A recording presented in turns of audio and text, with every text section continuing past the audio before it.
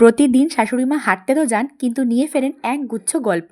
গল্প মানে অন্যের বৌমাদের প্রশংসা। যেমন কালকে অমুকের বৌমা এটা রেঁধে খাইয়েছে, পরশু তমুকের বৌমা ওটা রেঁধে খাইয়েছে। এসব গল্প শুনে বিরক্ত হয়ে আমি একদিন প্রশ্ন করেই ফেললাম যে মা, আমি কি তোমাকে কিছু রেঁধে খাওয়াই না? আরে হ্যাঁ হ্যাঁ বৌমা, তুমি তো আমাকে সবকিছুই রেঁধে খাওয়াও, শুধু আমারই একটু বয়সটা বেশি বলে আমি সবকিছু চিবিয়ে খেতে পারি না।